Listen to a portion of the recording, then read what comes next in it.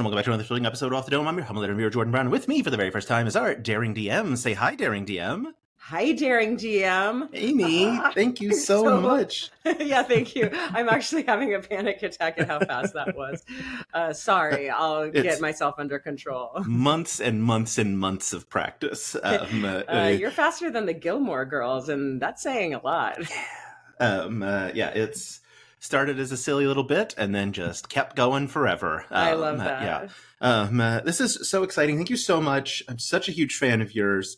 I have a Patreon where I let people suggest questions, and this is one of the suggested questions for you that feels like the right thing to start off. Okay, what is your because I've had very differing, this could go another way when you let someone else write the interview. Well, I select which ones I'm going to take. They just get to suggest. But I think it's an important one. What is your third favorite German karaoke song? That's hilarious. Okay, hold on. I do have another one that I won't be, but the one that was what a coincidence. Like, do you remember that one? Like, yes. They like when like doon doon doon doon doon doon doon doon, and she was like da da da. And they both, what a coincidence. I actually heard it's like a longer song. It's not just like a TikTok meme song, but I've never sung it at karaoke. I guess that would be my second one. It's going to be hard. I'm going to be hard pressed to come up with a third. That's fair. But they did do those two, Marty Fisher and Bodo Vodka. They did a follow-up where where Barbara and the Barbarians have a baby. So I love that. It keeps going. Yeah. The lore doesn't stop. Anyone who doesn't know, you learned the German words, at least. I don't know about learned German, might be a bit of a stretch, but the German words for Barbara Rhubarb song that I don't actually know the name of. And I've seen it perform live, and it was phenomenal. Thank you. Yes, Barbara's Rhubarb Bar. And I did learn that song in German. I don't speak German. However, I have been doing Duolingo off and on. Dang it. This will be an easy edit, so that's fine. Okay. And we're back. Yeah, and we're back. I did just have a moment of panic, but we're good that I was live streaming this. I'm not. No, I know. Same. So, obviously, I got to see you perform Barbara's Rhubarb Bar, or whichever version of those words together it is. But that also means I got to see... got to see Tornado Jail. And I know everyone must ask you about it. That one's for you. Amy, what happened? What happened? I mean, there are just some things that tickle me. And there used to be some images that I would imagine in my mind to get me to laugh, because everyone's like, oh, if you're an actor, you know how to cry. And I'm like, do you know how to authentically laugh as an actor though? Like, after you've heard the lines over and over, you're like in a play. Turns out I do. Not that was fake, but the way I would do it is like picture an image that you just can't like unsee. That's just very funny. And so when I was reading the teleprompter, I literally thought of the image that a tornado was locked up in jail. And somehow I was like, no, but how? And so that's why I wrote the song Tornado Jail, because it's the mind mess that happened. Like, wait, how did a tornado get in jail? Like, what did he, okay, we know the crime, but like what, how, but it's air, right? And it's just a storm. And how do you charge a storm? That's crazy. Like just the image and the lore of what must have happened to go down there.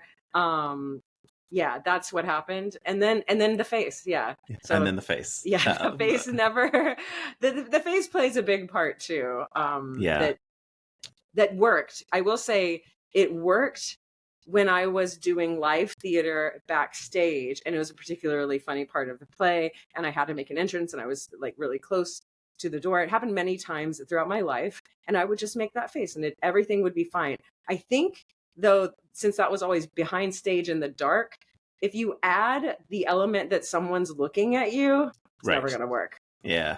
and then immediately just like really jump in on like full roasting of the face and the strategy. Yes. I gotta give it to Brennan and Mike Chop and Erica because they did not let me have that. Magic happened. Magic, yes. At any point, when they call you in to do breaking news, are you ever confident that like things are going to go well, or are you just like, maybe I won't be dead last? Yeah, because you haven't lost every time you've been on. I haven't lost every time. Yeah. And I think normally it's because of a gimmick that is, or no, it's actually not because of a gimmick tailored. Although I will say that one time Elaine lost, and it was because her husband was being tortured. So, like, who was I ever gonna lose? You know. I also had a lot of onus on me not to laugh so much. Like they gave Sam the I think that was, if I laughed, he got tased. Yeah. So I didn't want that. I think Vic has also lost while you've been on, but I also think that you hit 99 in one episode, or maybe even triple digits. It was, well, Jordan. I felt like they were being pretty loosey goosey with giving you points on that specific one, but maybe I was trying to clock how and when these laughs happen, and they are being more judicious these days. Like, I'm like, that person's smiling. And we say no smiling or laughing, and no one's getting a point, by the way. So I think back in the old days, they were a little stricter. But also, one time I was tracking, and sometimes I laugh for a long time, but that just counts as one. Yeah. But the inhales, I think, is where the breakups. It's like if... But that's what keeps the laugh going sometimes, if you're in that state where you're like, ha, ha, ha. Ha, ha, ha. Like there's no version where you inhale and calm down. Like you don't hyperventilate and then immediately calm down. So it perpetuates itself. It's the Ouroboros. I am the laughing Ouroboros. Also, I have a twin sister, and we've done this before where we'll just like stare at each other and go, ha, ha, ha, ha, ha, and like make the inhale sound is actually what triggers both of us. And since we are twins, we sound exactly the same. And it takes seconds to get us like cry laughing. I think it's the sound of our own laugh, you know, not to be super narcissistic about it, but we're like, the sound of our own laugh is very funny. I mean, I've never experienced the sound of my own laugh, like live. Coming out of another person. Yeah, in stereo. Yeah, being a twin is wild. Yeah, Grant, whoever's running makes some breaking news, like, there's your next season. Get Amy's twin. Oh my gosh, can you imagine getting Jenny on? She's so cute. It would be so good. She's so cute. She's like me, but smaller. And she's a mom and like a highly accomplished individual. And equally as charismatic and so cute. There you go. A win across the board. Yeah. Speaking of accomplishments, Geek and Sundry, it's back, baby. I did have to look up to make sure that if I said it's back, baby, people wouldn't be like, it's been here the whole time. I'm like, okay, but like it's mostly re-release content. Like I was reading it online. I was like, people are gonna yell at me if I'm wrong, because everyone loves to yell if you're wrong. Yes, you are right, and they're not coy about it either. They know that they've hidden out in a hole, and they're fine with it. Yeah, but you're back. Well, I shouldn't say you're back. You are at the helm of Goblin Mode. Ooh, what a title! Yes, a new TTRPG coming to actual play coming to Geek and Sundry. You're the DM. Can you tell me the things about it? Why? I mean, obviously, everyone is excited. The cast is killer. Daniel Radford, Dan Casey, Jason Wynn. It's killer cast. But like, what is so special about it besides those things? Yes. Well, when is this going to be released? Whenever you want. Okay, if it could be released, I think they're going to drop the trailer after Labor Day. So either the day after Labor Day. It needs to, I think it's going to happen that week anyway, because the next Monday is the launch date. Yeah. But anytime after the trailer drops, I can ping you when that does happen. But they'll probably blast it. Anyway, so what I can tell you is that the premise, we're in a made up world, homebrew world, and called Thousandaires. And our players are the goblins in a dungeon after the evil overlord has died and adventurers have cleared out the dungeon. So these are not people with status or with abilities. Our player characters are actually what I would call video game code. So their jobs, their literal jobs, are to walk forward, stay for 2 seconds, turn left, look around for maybe 3 seconds, turn left again, stand, and then go back the way they came.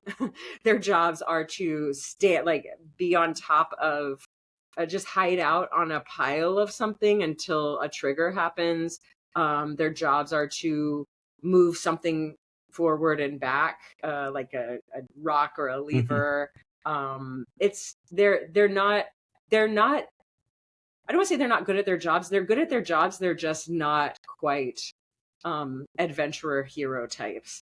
And so it begins, the whole story is a story of agency, of like, okay, so you've been just this guy, this thing that maybe you were pretty much, again, video game coded to do. Who are you without that? And it tells the story from there. It's 20 episodes and they're all 60 to 90 minutes. And so it'll release in September and go for about 6 months. Amazing. Man, I love a 60 to 90 minute actual play. I can't wait for you to hear the sound design. So it's highly sound designed because it's going to be released as a podcast on Realm Podcast Network. And then it'll be released as a video, same sound, on Geek and Sundry YouTube. So both of the companies are, grabbing different media. Yeah. Oh, that's so great. I love a good audio. Obviously, like a good podcast, but yeah, when it's got that good sound design, just it's like crisp. Oh my gosh, it's a banger. It slaps, man. The audio elevates it to a level that I'm like, what even? It's so good. I can't wait. Yeah, I'm really excited about it. I'm really excited to see you in the chair running what the at least the press release called fantasy horror sci-fi, which feels like a very fun little like rompy genre yes thing. Yeah, that's interesting. Good for them for nailing that down. Sometimes you play the game that you want to play and you let other people do the qualifiers of like, yeah, put this in a box somehow. And it looks like they've really done it. I don't know that I would have come up with those. It definitely was campy and cartoony in the beginning, and then there was a tone shift by nature of just how TTRPGs go. Yeah. And the investment. It's and the commitment. The fart buckle of it all. Are you familiar with the fart buckle nonsense of TikTok? No.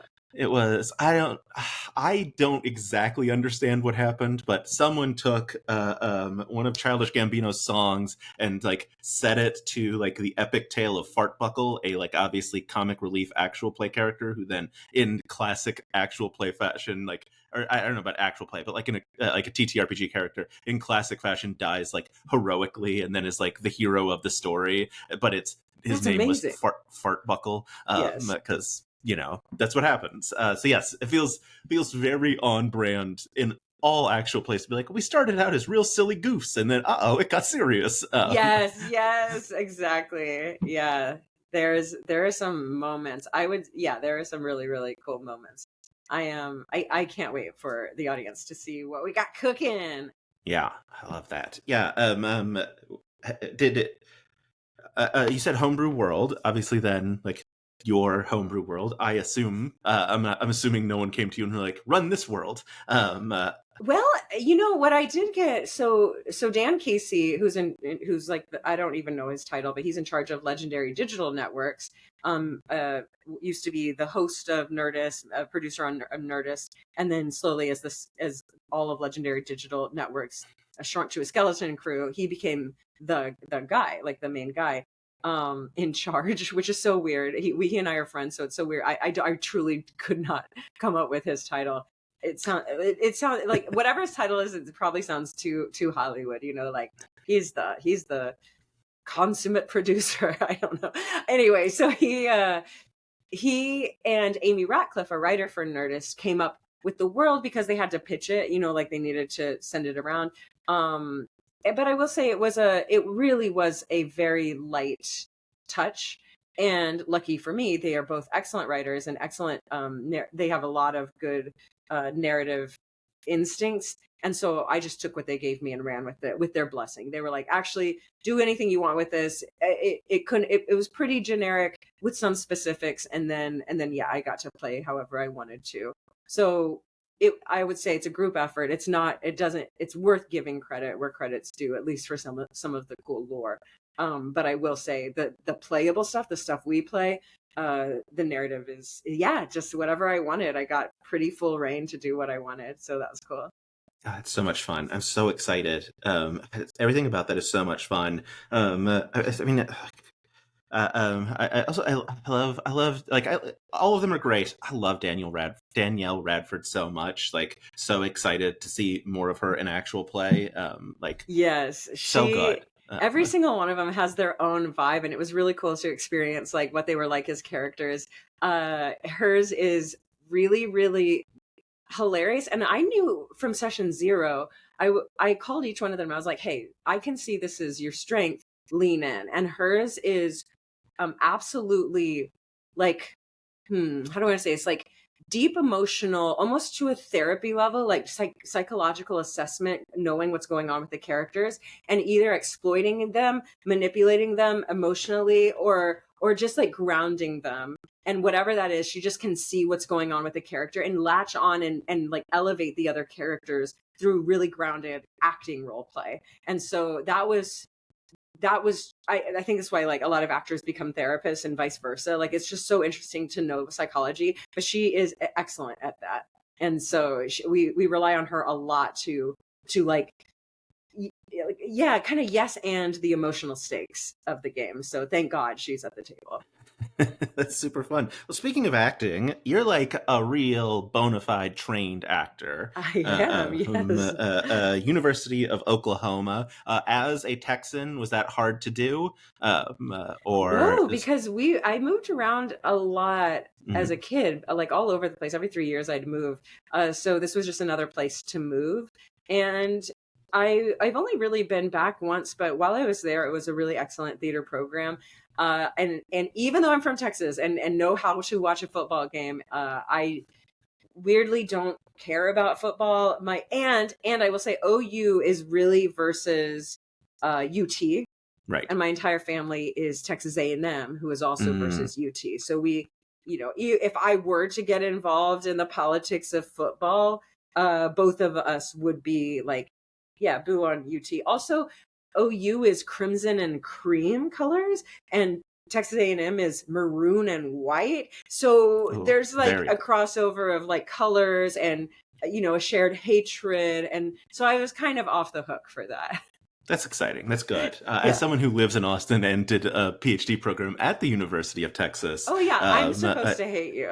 Yeah. We do hate each other. That's how sports go. Yes, and in Texas, everything is a competition. So yes, I will say I was at a comedy show once, and someone, like a comedian who wasn't from Texas, it was in Austin, was like, was talking about like rivals, and he was like who do you hate, or who are you rivals with? And the crowd, like to a person, said Oklahoma at once, and he was like, "Oh my God, it's like I just asked all of you to say Oklahoma at the same time." That's like crazy. All of us were just like Oklahoma, the Red River Rally. Yes. Yeah. That's so funny. I'm actually super curious. In terms of like acting versus actual play, where do you see that crossover happen? Like, what are the things that like are similar? Obviously, like improvising is different than acting, but in a similar genre of skills, like what is that sort of crossover that you see? Well, I think of improv and DMing, role play at least. It's acting plus. So I think acting is kind of, the coward's way out. Got it. I will say the times I've acted and someone has given me lines to say, I'm like, Oh my God, this is so luxurious. You mean I don't have to simultaneously write and plan ahead and like and do all the math of like what's happening, but also pretend like I'm just in the moment? Wow, neat. Yeah. So I don't want to say it's the coward's way out and actors are not pawns. It's its own art form, but but yeah, after DMing and after just doing improv, when there are written lines that someone else wrote for you and your kind of job is to memorize them and be in the character and say them, pretty nice, pretty nice.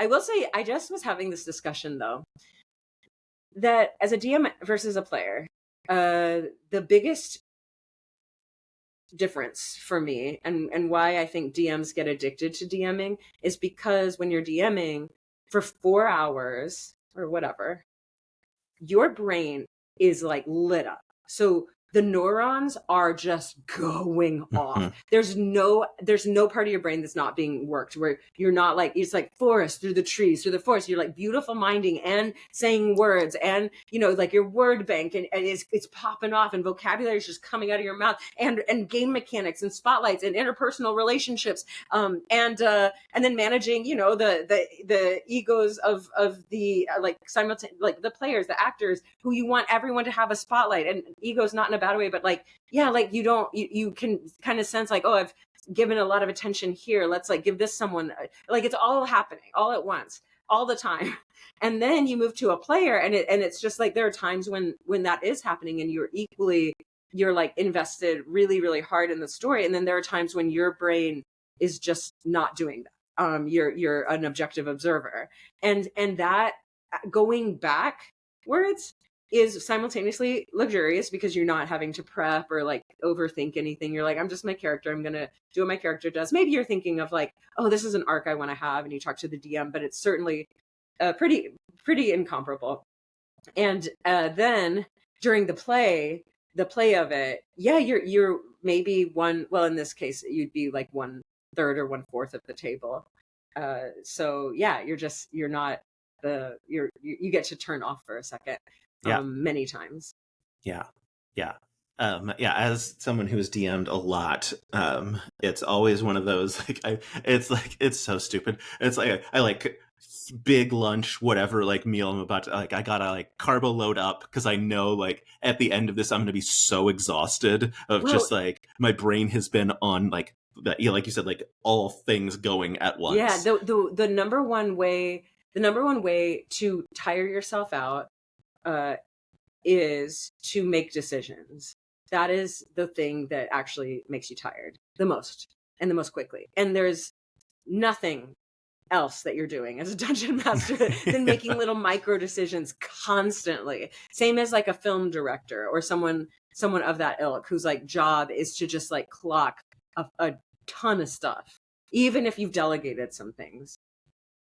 Yeah, it's incredibly thoughtful. And we'll talk like you mentioned that I shouldn't say you mentioned because that was off camera, but you mentioned to me before we started recording you would run a DM class on your Patreon, and this level of thoughtful insight feels like a very valuable thing. How did you find that experience teaching folks the DMing tricks?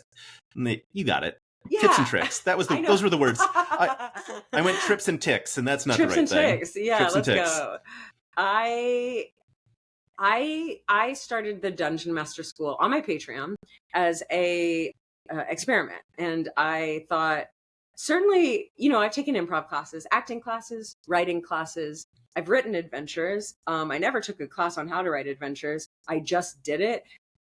But I've taken tons of other writing classes, and I've done I've run the gamut. I feel like if there's any, I've written all kinds of stuff, like name a medium, and I've written it. So that being said, I thought, well, I should be able to teach this, even though dungeon mastering to me is about 30 skills all in one.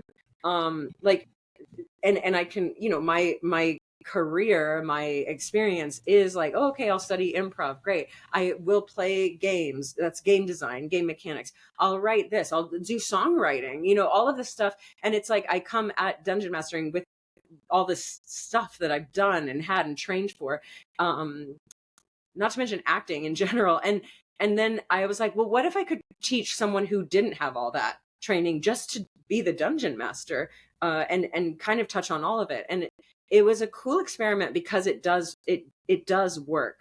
What I really wanted to prove to people is you actually don't need as much as you think you need. In fact, the will to dungeon master is kind of enough. The mechanics of the game, actually, when you think about it, rely heavily on the player character's character sheets. And beyond that, you're just a ref and going, yeah, maybe, roll, and then describing what happens afterwards. So while there is a lot to control, and your life is made a little easier once you have done it and know the mechanics a little better, that's great. But sometimes all you need is to know that there is a mechanic for it and you can go search for it. Beyond that, it's more about thinking of it almost like a narrative play, like what would elevate these characters or get them to either double down on their belief system or change their belief system to make them more authentic to themselves. Like where have they fallen astray just as characters, and like how do you show that through role play or combat. Weirdly enough, there's a lot of, not weirdly, but there's a lot of, like, to become an adventurer, there's a lot of trauma involved. Yeah. There's a lot of trauma, and and you get to play God a little bit. So anyway, my other experiment point was, could I teach this like a gym thing where instead of getting your reps for 4 hours, making sure that adults show up for all 6 of them, and so my rep is by nature of it doing an entire one shot, a 4-hour thing. Are there things I can practice for 15 minutes? The way an acting class does, or like an improv class, you go in, you do your scene, someone else goes, you're watching it, you're in the improv brain, but you're not specifically having to log in and DM for 4 hours.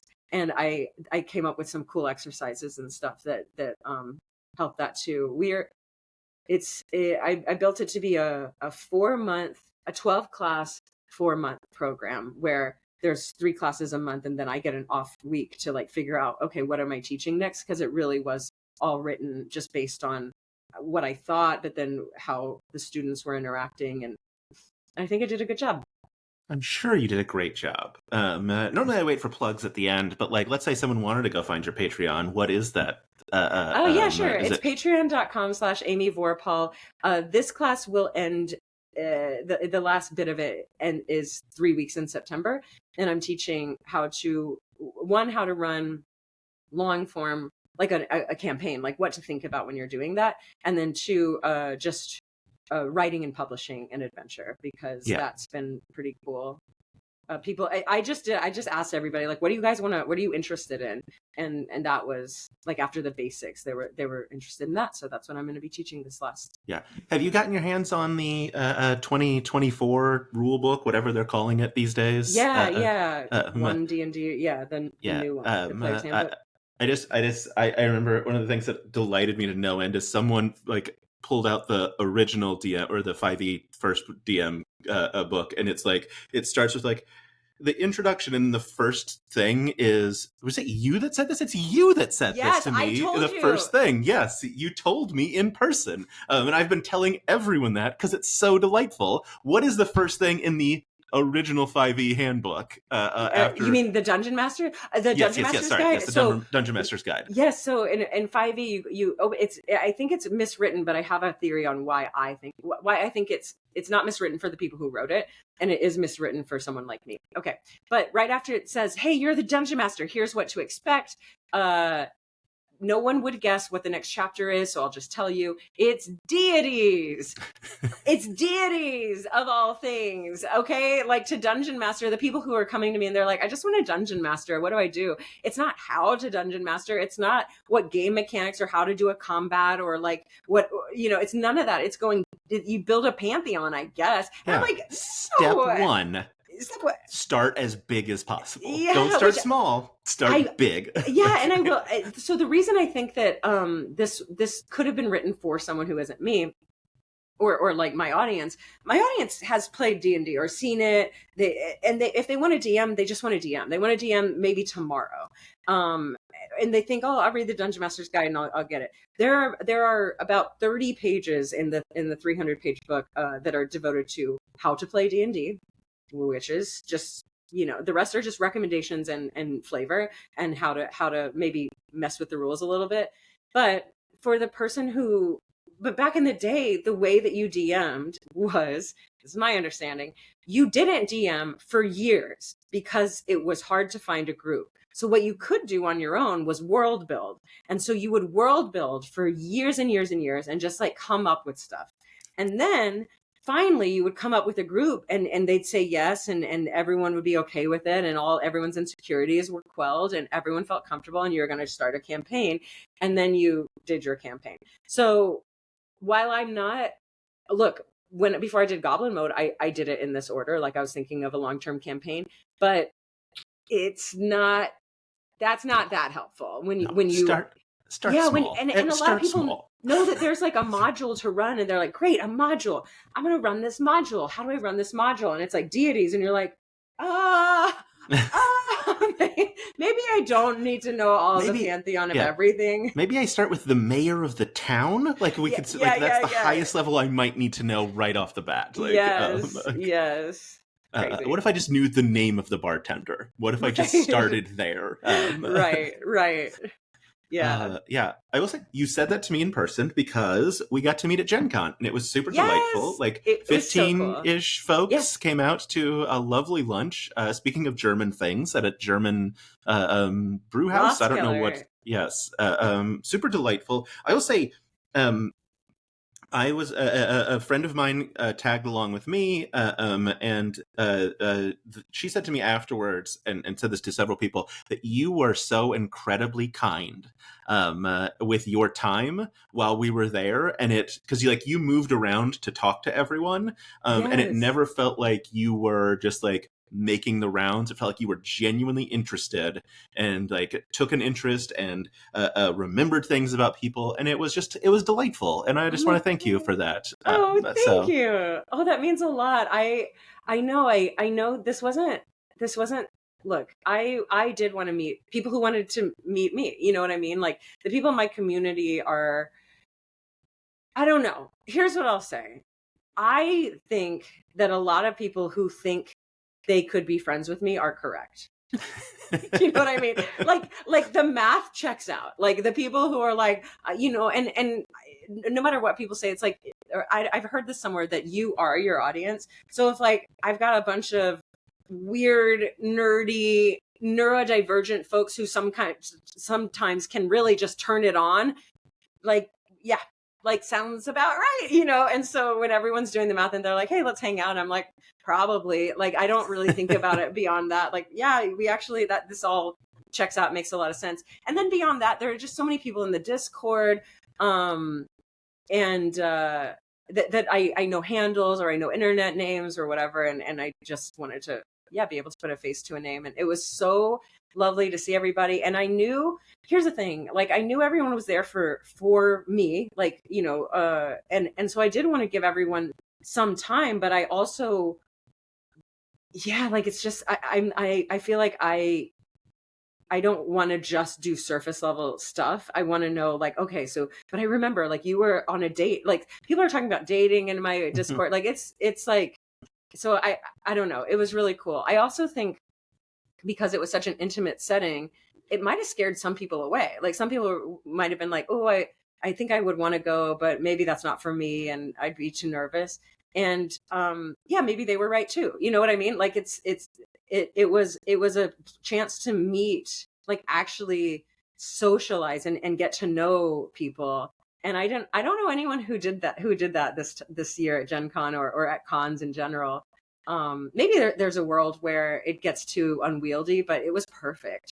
It was perfect, Jordan. It was great. So it was so much fun. Yeah, I will say the people that were scared to come, you were wrong. It was delightful. You would have had fun. It was really welcome, right? And like when I wasn't like leading the conversation or anything, everyone was fine. Like everyone. Yeah. I mean, again, the math is done. Like if you think like, oh, I probably belong in this community. Yeah, You do, and the doors are wide open, so I couldn't be more accessible. Yeah. Speaking of friendships, this is a great transition. Oh, I can't We'll start pinatas first. wait. What an incredible pull for Thousandaires. Oh, Yay! aiming. Mwah, so Thank good. you. The like obviously the pinatas were so good, but the touch to get the candies that they love inside of their heads, that's a true friend. Oh, what Yes. a move. What was that like putting that together? How did you come up with pinatas? Like where did that how did that were there other ideas? Oh, What was it yeah. like? I know that Becca and we talked about it, and we were like, after the fact, of course, but we had both sent in maybe like a top, like 6 things that we really wanted to do, plus an additional like 10 that were like, I don't know, here's an email, and we were just brainstormed and like sent it, and we weren't talking to each other at all. That's just what happened. And the production team, led by Jess Ross, came back to us and was like, hey, this is the one that we really like. And then while we were on, then we had like a couple of meetings of how that would work, and some budgeting things of like, the initial pitch, I think, was all of us got a pinata, but actually we could only get 4 with the money because because of the money. And I was like, oh, well, certainly not me. Like, I would rather it, everyone else to have this surprise. Cause like, okay, I'll get a pinata of myself. Like, oh, well.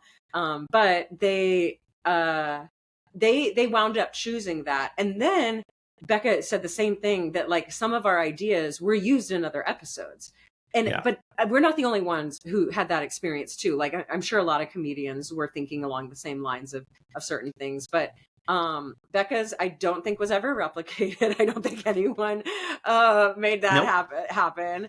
I certainly didn't think of it. And then Grant O'Brien actually pitched that he wanted to wrestle.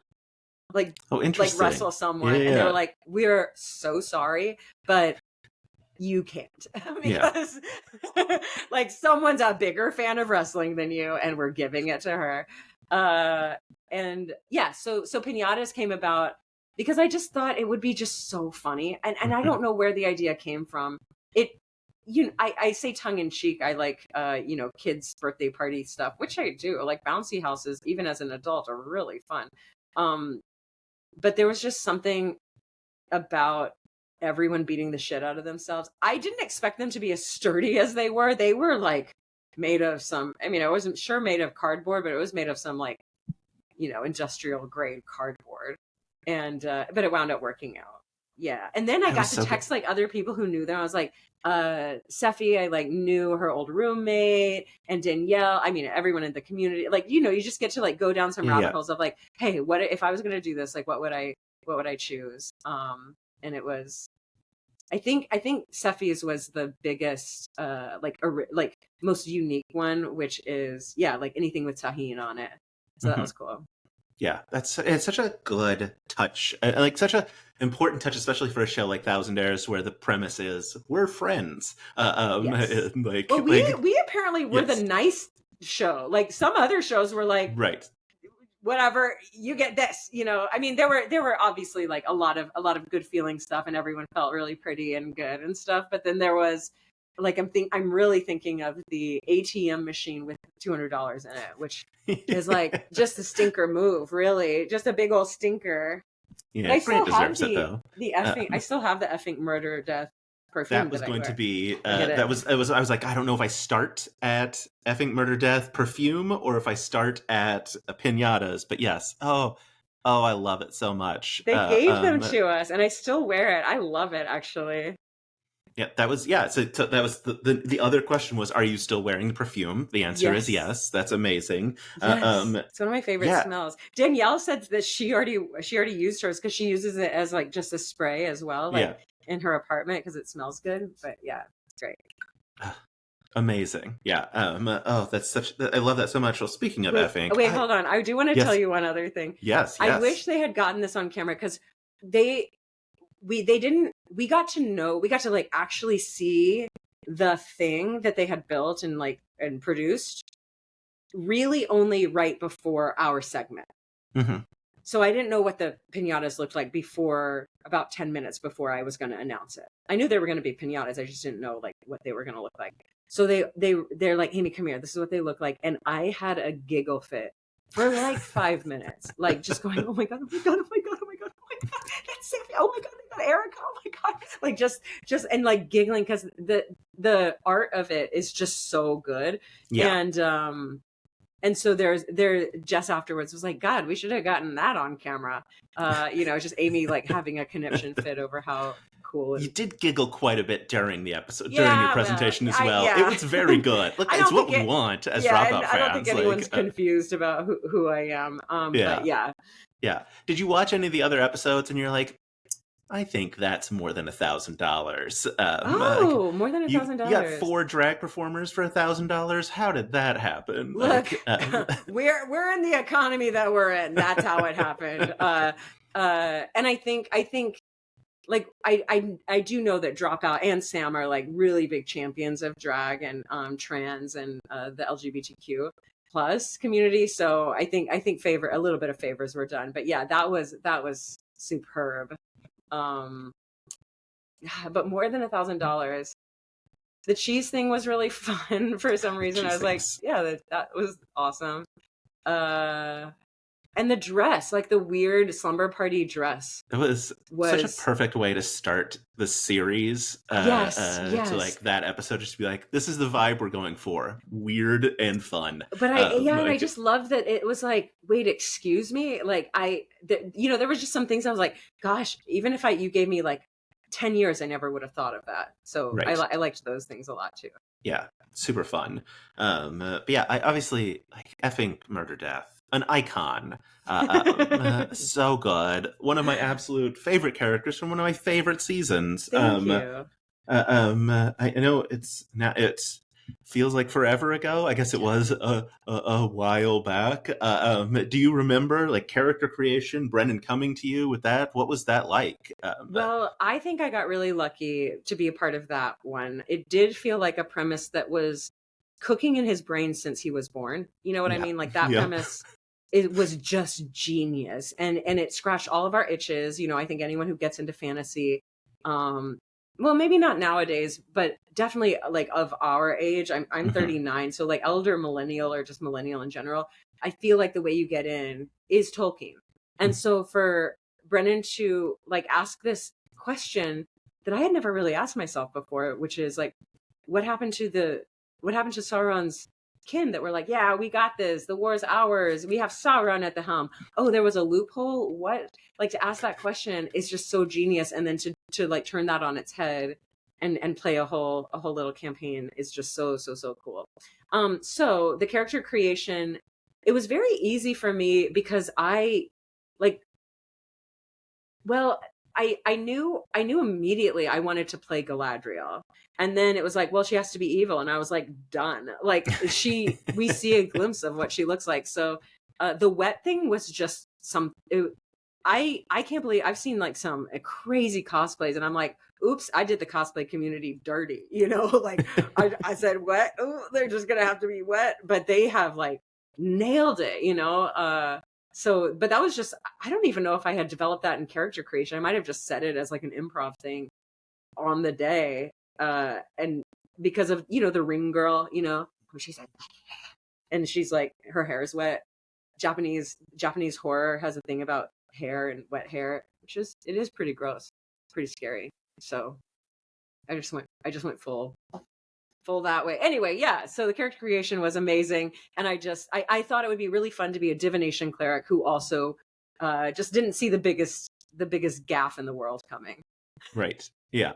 Yeah. Whoops. It was so much fun. I also love, I'm going to say it right now, and it's going to be the first time some people realize it, that effing is knife backwards. Because it's universe. Like I remember every time I've talked about BDG and like in Very Important People, and his character was Avery Goodman. It's a very good man. Someone right now is also learning that it's a very good man for the first time. Yes. It's always so delightful when you say something and someone's like, oh my, how did I never put it together? Yes, the entire crew, I think, was surprised on the day, because effing just sounds like, oh, she's going to be Cockney, is she? Yeah. Oh, it's Effink over there.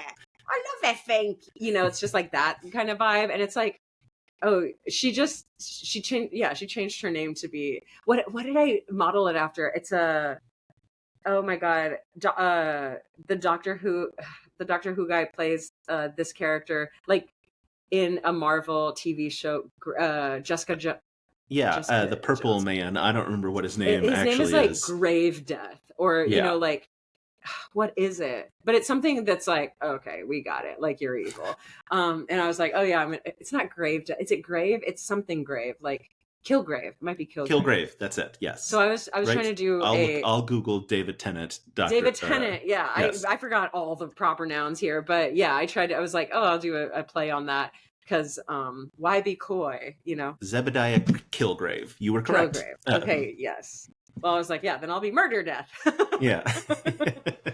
And it's knife backwards, but effing, yeah, it's duplicitous. It doesn't sound like it should be anything, but it is. It's knife backwards. But it is. Yeah, it's so good. Also, one of my absolute favorite things, like in the world, is from that season that Brennan thought it would end in PvP, and then you're like, the power of friendship. I will say it's around mid-season in Goblin Mode where kind of the same math was done, where it's like, they're minions. They shouldn't be able to like have any agency at all, and yet, they're making choices that I was like, we're throwing alignment out the window because I can't. Like, I know you're monsters. But like I refuse to play in a world where the only conflict is, what? You're a goblin? Get out of here. You know, like, come on. Like, I'm not going to play that campaign where just everyone's surprised to see something like this in their midst. I was like, that's going to get boring so fast for me. So yeah, it's hard to play D&D games and not just become best friends and have a lot of inside jokes and fall in love. Yeah, look, like, people have asked me, like, what's the consistent theme of D&D? And like, it's found family, the end. Like, it's every story. Very good. Yeah. Oh man. God. Yeah. As someone, I'm 41, so like, yes, also in that, like, Tolkien is my entry into like fantasy. So like, the moment that season, like, I got to that season, I was like, oh, I'm gonna love this show forever. Like, this is it for me. Like, this is it. Yeah, and then obviously, incredible, like, everything. I think about what's so weird about wanting your bones like once a week. Like, it just, the season haunts me in the best way. I remember the after show, and they were talking about him. I was like, I don't remember this. What's going on. I did not remember what happened. I didn't remember the name of the character. And then once they started explaining it, I was like, oh yeah, that like fever dream. Whoa, just a total diversion. And I love it so much because it is such a permission granter to do whatever, you know, to just go, you know, we had plans, but the players are doing this, and I've gotta act like I've got something. So here it is. There you go. Yeah, and I think that was Erica. I believe it was, that was just like, yeah, I can travel wherever. And Brennan's like, she had spider, like this travel through web or something. Yeah, and Brennan's like, I got to improvise the wildest character who's ever existed. And then everyone's like, what do you mean that wasn't part of your plan always? How could that person not have already existed in your brain? That's what I mean. Speaking of like having to like do a million things at once as a DM, like, that right there, just like, I mean, Brennan's the goat, man. He's the goat. Like, I feel so lucky that I got to play at a table where he was the DM. Like, that is just a highlight of my entire life. Yeah. And people have asked me, they're like, who would your perfect table be? And I'm like, did it already happen? You know, like I know I should want things and I should always strive for more, but I don't know. We might have gotten, if not that the one, it was really close. So it's maybe just a copy paste of that, you know? Yeah, I mean, look, there are a handful of folks that you could like move in or out that would be, I think, as good as like Iffy, Reka, Trap, Matt Mercer, who am I, and Erica, like, obviously, and then you, of course.